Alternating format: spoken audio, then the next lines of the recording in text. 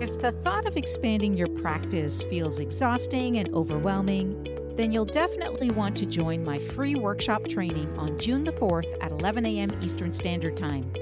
In this exclusive free 2-hour workshop, I'm going to do a deep dive into which simple client-getting strategies you need to use in order to grow your practice authentically. This training is tailored specifically for advanced mediators, lawyers, financial, and divorce professionals. If you're eager to grow your practice and you want to engage in conversations with your peers, then you have to join me on Simple Client Getting Strategies to Grow Your Practice workshop on June the 4th. Link for registration can be found in the show notes. See you there. So I want you to think about that. Think about your practice. How often are you following up? And ask yourself, is it really enough based on some of these stats that I'm sharing with you? The other key research shows that personalized follow-up emails really leads to a higher response rate. And so Salesforce reports that businesses with a very robust follow-up process, they actually experience a 28% increase in customer loyalty. I'm Sylvie Garibaldi, founder and CEO of a well-established marketing training and done-for-you services company, tailored specifically for the modern legal and financial professional worldwide. While it's taken some trial and error to figure out which methods get the best results for professionals who are looking to grow their practices, fast forward to today, my team and I have nailed down and perfected a process that has helped so many of our clients consistently achieve outstanding results and create a legacy for their practices. I created the Serve First, Sell Later marketing podcast to give you simple, actionable, non-salesy, and results-driven marketing to grow your legal or financial practice like so many of our clients have. If you're a lawyer, mediator, financial, or divorce professional who is looking to become highly visible and wants to create a practice that makes an impact, then you're in the right place. Let's dive in. Hello, everyone, and welcome back to episode 26 of the Serve First, Sell Later marketing podcast. They say that the fortune is in the follow-up, but how many of us are actually mastering this critical skill? So as a legal or financial professional, the way you follow up really matters, and it can make or break your success. So in today's world, simply making initial contact, as you know, is not enough. It's those who go the extra mile with thoughtful and persistent follow-up. Those are the ones that truly stand out. So follow-up isn't just a courtesy, it's really a game changer. I want you to imagine closing more cases, building stronger client relationships, and ensuring that no detail slips through the cracks. That is the power of effective follow-up.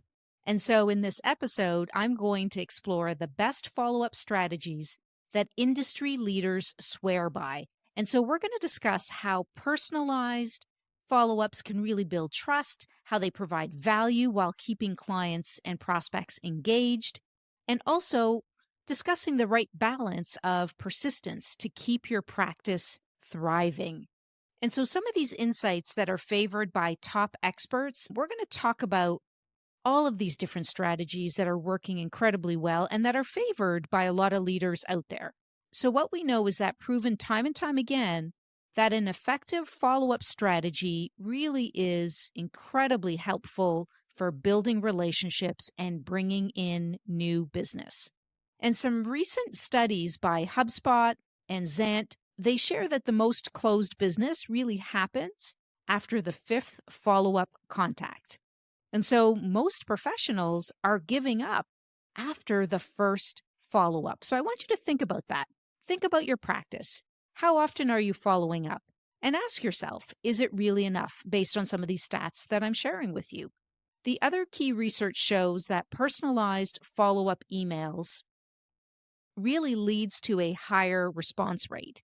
And so Salesforce reports that businesses with a very robust follow-up process, they actually experience a 28% increase in customer loyalty. So think about that and think about the power of knowing how personalized follow-up rather than a generic follow-up can really make a difference.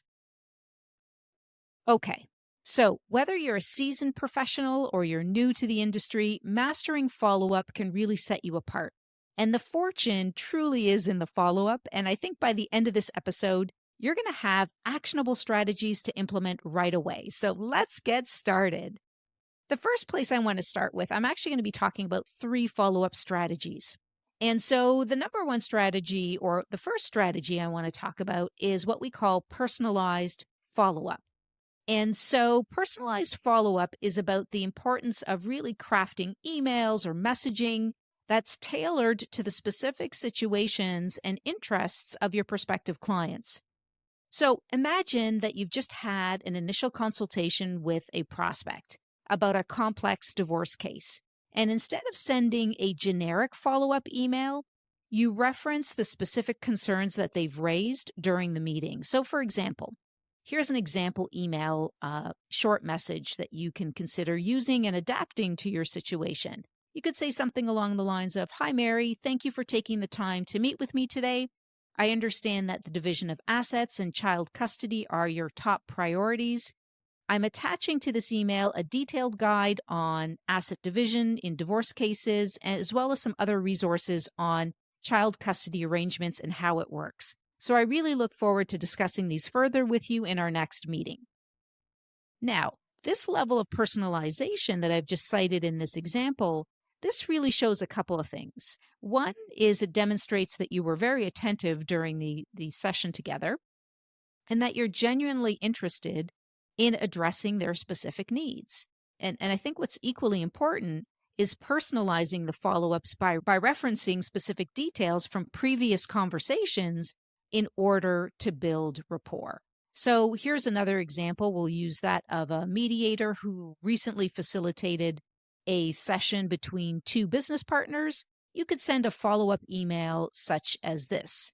"Hi, Mary and Susan. I hope you're doing well. During our last session, you mentioned the importance of maintaining a positive working relationship while resolving your disagreement. I've attached a few articles on effective communication strategies that might be helpful as we continue our mediation process. Looking forward to our next session."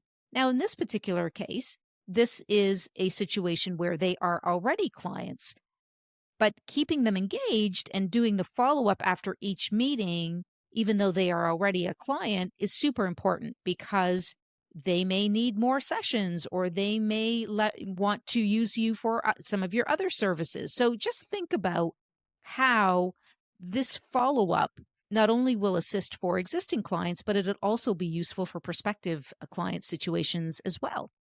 So I think by referencing specific details, as I've mentioned, you're not going through the motions, but you're genuinely invested in their situation. Now, with personalized follow-ups, it's also important to incorporate a personal touch somehow. So this could include sending handwritten notes or referencing non-business related topics discussed in initial meetings.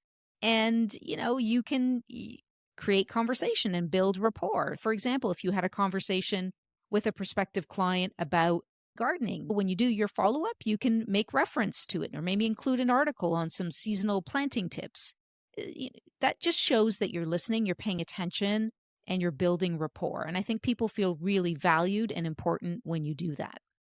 So when you're gathering personalized information, there's really an effective method to do that. And I think it really starts with actively listening during these meetings and taking detailed notes.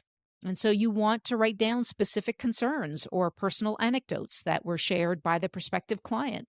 You want to be able to understand their goals and any interests that they have or what their end goals look like. So you can ask open-ended questions by encouraging clients to share more about their concerns and interests. You can take detailed notes, document the key points in your conversation to reference future follow-ups. You can use client intake forms, as I know most of you do as professionals. So include these intake forms and, of course, make sure that you have a place to store them in a CRM. And so I think it's really important to be able to do that. And when you're having these prospective client meetings, another great follow-up is is talking about some of the key takeaways or a recap of the conversation. That's another great way to build rapport with a prospective client. So after your session with them, you can share with them the recap of your conversation. You can share with them what you think is going to be some of the key takeaways or the next steps that they should engage in. And I think that that's a super important way to do that. So the first type of follow-up, as I mentioned, is the personalized follow-up. Always personalize the conversation, the details, customize it to their situation. The second type of follow-up that I want to touch on, or the strategy around it, is what we call educational value-added follow-up. And so this type of follow-up can really set you apart from your competition, because what you're doing is you're creating value-added information that can help you really build your follow-up cadence. So if you're a lawyer, mediator, arbitrator, maybe you're a divorce financial professional, providing valuable educational content in your follow-ups can really show your expertise and keep your clients engaged. Now let's dive into how you can actually build an effective educational content library or a follow-up cadence, if you will. I think this is super important so that anytime you're doing follow-up, every time you have a meeting with a prospective client, you should be able to go back to this library of educational content and be able to send it off immediately to these prospects that you've met with. So I think that educational content is not just about sharing information. It's also about providing value that really targets and addresses their specific needs and challenges. And according to the gurus out there, the key to successful follow-ups is to consistently deliver content that is relevant, that is informative, that is actionable, and that is timely. Okay? Super important. So when you're looking at creating this library of resources or information or links, it's really important to address those elements, ensuring that it's relevant to what they're experiencing, that it's informative, that it's easy to understand, that it's in bite-sized chunks so that they can digest it, they can understand it, and that it's also timely. So I think those elements are really important. So let's dive into a quick step-by-step guide that you can use to create your follow-up cadence. And so I think it starts with step one, which is know your audience. And you want to know who they are, what are their needs, what are their challenges, what are their goals, what are their interests, what is the end state that they want to have after having worked with you. So for example, if you're a divorce financial professional, your clients might be concerned about asset division or financial planning post-divorce. If you're a mediator, your clients might need guidance on effective communication strategies to help them resolve that dispute. And so by understanding your audience, you can tailor your content to their specific needs and really make it more relevant and useful. So once you know your audience, I think the second step here is to really just choose those relevant topics. And you know what those relevant topics are, because as professionals, you hear the stories day in and day out about the key pain points that your target market is dealing with. So I want you to choose the topics that align with your audience's needs and your expertise. If you're new to the industry, do some keyword research to figure out what are people Googling. So you can also do some reading, listening. You can do surveys. You have conversations with people to find out the topics that your audience is searching for or talking about. This is for those that are relatively new, or it can actually even be for those of you that are seasoned, but you just want to validate your ideas or topics. So that's certainly a way to do that if you're a seasoned professional. So, for example, family lawyers, they might focus on topics like custody arrangements or property division, because they have so many clients that come to them with those issues. Or a financial professional, retirement planning or tax implications of divorce. Those are all some of the key concerns that these professionals encounter with prospects and clients bringing those challenges to them. So the third step here is you want to plan and structure your content. So I want you to think about how to plan and structure your content to ensure that it's organized and easy to follow. So think about the main points, the subpoints, the examples, the transitions that you want to include. And this includes creating like a logical flow and make sure that it's easy for your audience to understand and retain the information. So I think it's thinking about those topics, outlining them, and then saying, okay, so what is it that I want to talk about in these respective areas? What are some of the pain points?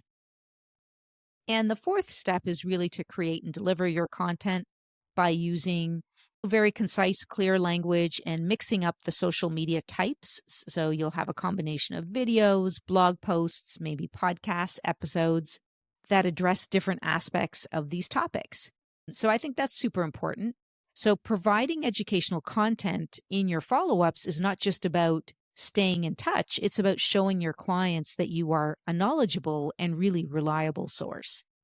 So by creating consistent educational content, I think this follow-up cadence that you're creating will allow you to really have all of the resources available and links that you want to give to your prospects as a follow-up that you can have in place.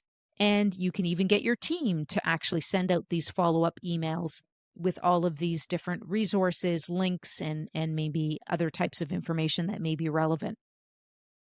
Okay, so let's move on to the third element of follow-up that I think can significantly impact your success, and that is persistence and using multiple channels. So let me explain this one further, because I know what you might be thinking. You might be thinking, how do I follow up without being annoying, but keep the prospect engaged and keep them wanting to move forward? And I think the key approach here is to be persistent, but without being a pest, right? So this approach involves using a variety of methods: phone calls, emails, and video messages. And of course, as a professional, you always want to be respectful with your approach.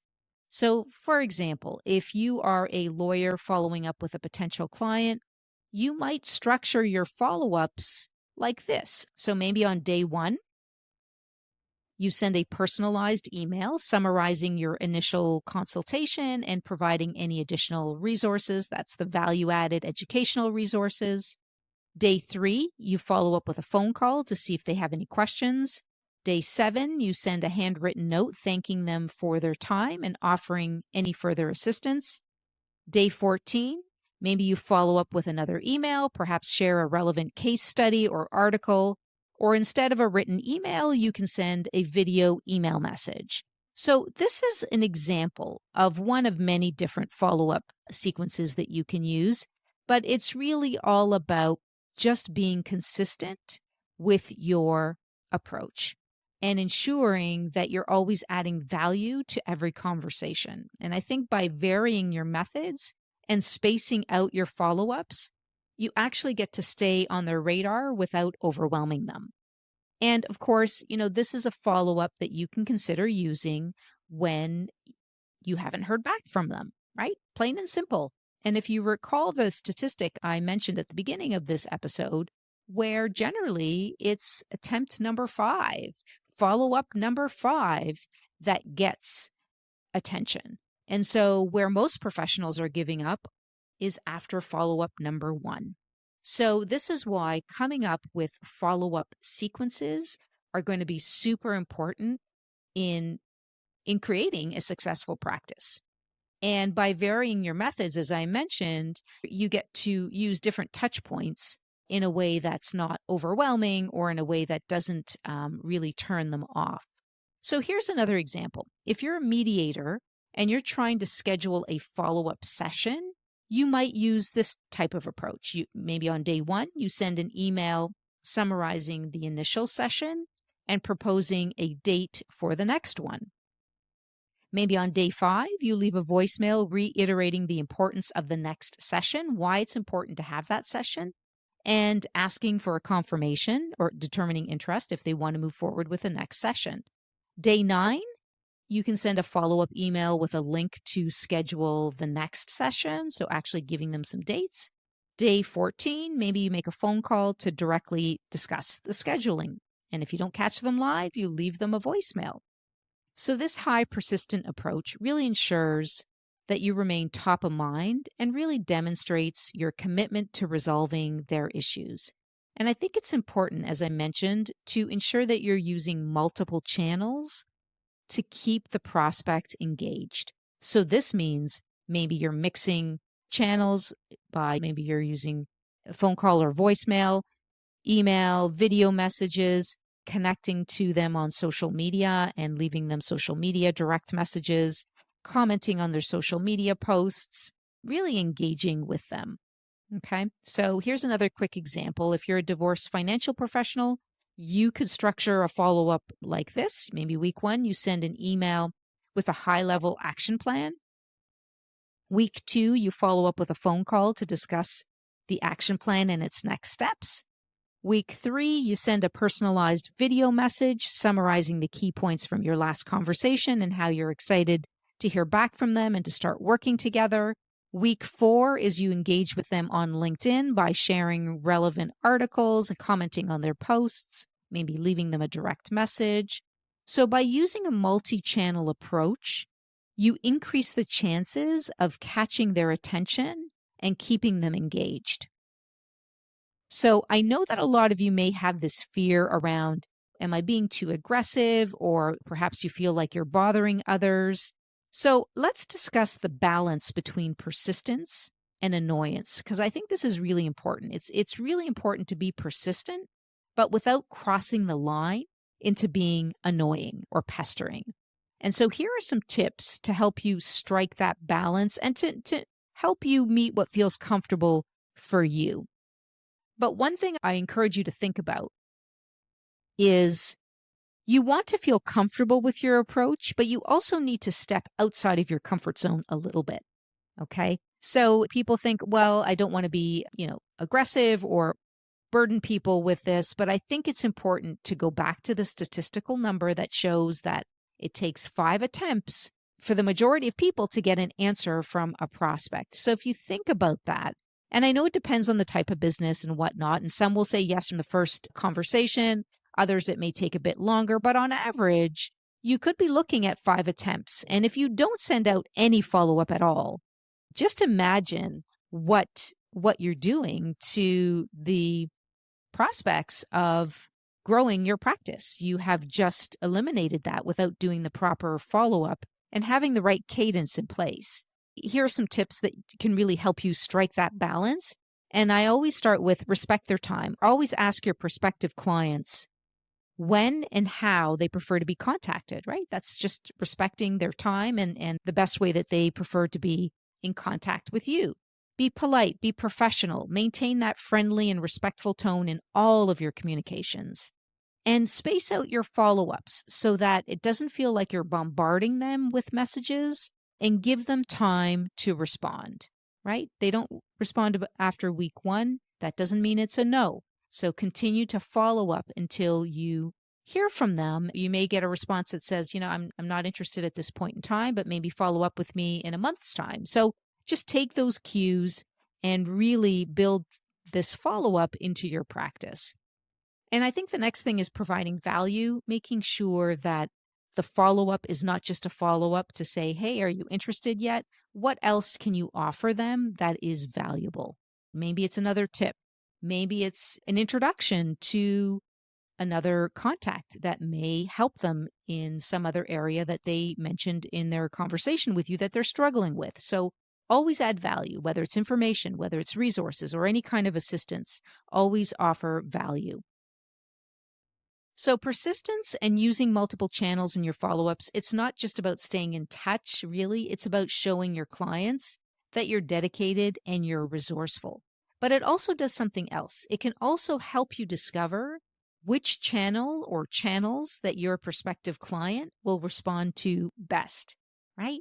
Some are active on social media channels and they'll respond to your DMs right away. And others might be big email fans and they don't pick up their phone and they prefer email. So when you use the multi-channel route, you'll really get a good sense of which method they respond to best. So I hope that makes sense.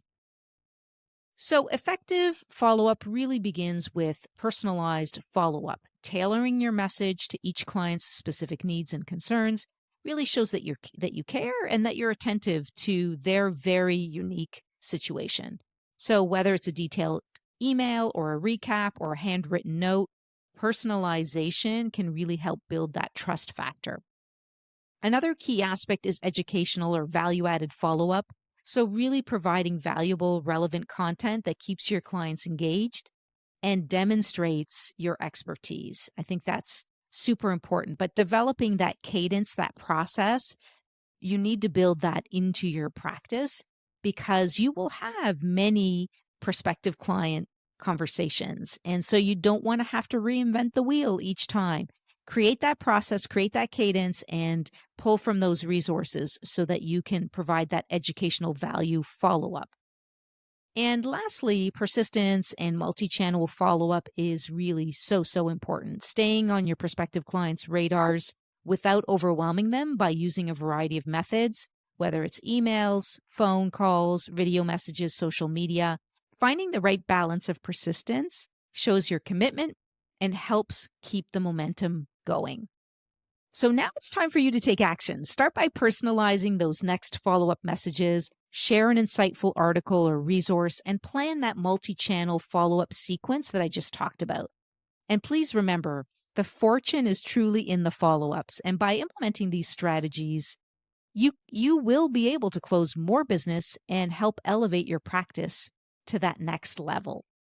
So please let me know, what did you find most valuable about this episode? And I'd really love to hear from you in terms of which of these ideas will you be implementing into your practice. So feel free to send me a message. Thank you for spending time with me. Please tune into our next episode and hope you have an amazing day.